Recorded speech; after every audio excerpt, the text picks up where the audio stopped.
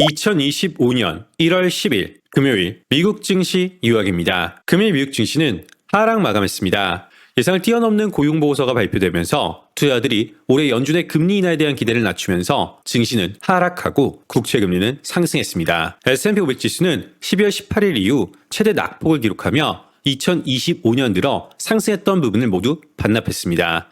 월가에서는 위험자산에 대한 매도세가 나타났고 소형주는 고점 대비 약 10% 하락했습니다. 30년물 국채금리는 장중 5%를 돌파하기도 했습니다. 스와프 시장에서는 연준이 올해 30bp 미만의 금리 인하를 단행할 것으로 예상하고 있습니다. 12월 비농업 부분 취업자 수는 지난 3월 이후 가장 큰 폭으로 증가했고 실업률은 예상외로 하락했습니다. 또한 장기 기대 인플레이션이 2008년 이후 최고 수준으로 상승했다는 발표가 나오면서 인플레이션에 대한 우려가 커졌습니다. 여기에 유가 급등까지 더해지면서 시장의 불안감은 더욱 증폭되었습니다. 웰스파고의 스캇 렌은 금일 고용 데이터는 경제에는 희소식이지만 적어도 지금 당장은 시장에는 악재이다. 프리미엄 미튼 인베스터스의 닐 버렐은 경제 성장에는 긍정적이지만 금리 인하를 기대했던 투자자들에게는 실망스러운 결과이다. 인터랙티브 브로커스의 스티브 소스닉은 투자자들은 탄탄한 경제 성장보다는 연준의 통화 완화 정책 가능성에 더욱 집중하고 있다.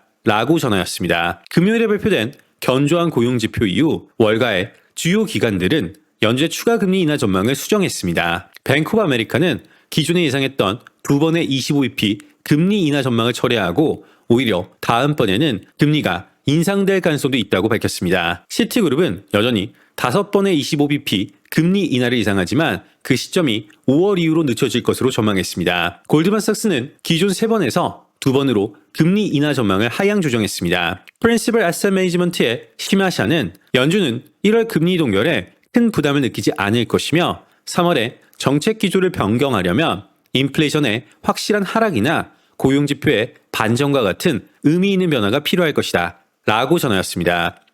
지난 9월 연준이 금리 인하를 시작한 이후 미국 국채 금리는 꾸준히 상승해 왔습니다. 탄탄한 미국 경제는 이러한 움직임을 더욱 가속화했고 10년물 국채 금리는 첫 금리 인하 이전보다 100bp 이상 높아졌습니다. 이는 채권 투자자들에게 10년물 국채 금리가 곧 5%를 돌파할 가능성을 제기하며 부담으로 작용하고 있습니다. 5%는 지난 10년 동안 몇 번 넘지 못했던 수준입니다. 볼빈 웰스 매니지먼트의 지나 볼빈은 시장이 금리 인하 기대를 낮추면서 변동성이 커질 수 있으므로 투자자들은 주의해야 한다. 아문디 인베스트먼트의 가이 스티어는 연준이 금리를 전혀 인하하지 못할 것이라는 우려가 커지면서 연준에 대한 압력이 높아지고 있다. 이 토로의 브렛 캐넬은 시장이 최근 고용지표에 실망했을 수 있지만 탄탄한 노동시장은 경제의 긍정적인 신호이다. 글로벌엑스의 스콜 헵스타인은 좋은 소식이 나쁜 소식이 되는 상황으로 다시 돌아온 것 같다 라고 전하였습니다. 다음 주에는 금융 부분을 시작으로 본격적인 어닝 시즌에 돌입합니다. 1월 15일에는 12월 소비자 물가지수가 발표될 예정이며 3개월 연속 상승세를 이어가 2.9%를 기록할 것으로 예상됩니다. 테슬라, 모델 Y, 주니퍼 출시, 휴렛패커드 엔터프라이즈, X의 10억 달러 규모의 서버 공급 계약 수주 카더라, 델타항공, 실적 발표, 예상 상해, 컨스텔레이션 에너지, 카이파인 인수 소식이 있었습니다. 2025년 1월 13일 월요일 주요 일정 살펴보겠습니다. 경제지표는 01시 미국 12월 뉴욕 여는 기대 인플레이션, 04시 미국 12월 연방재정 수지가 예정되어 있습니다.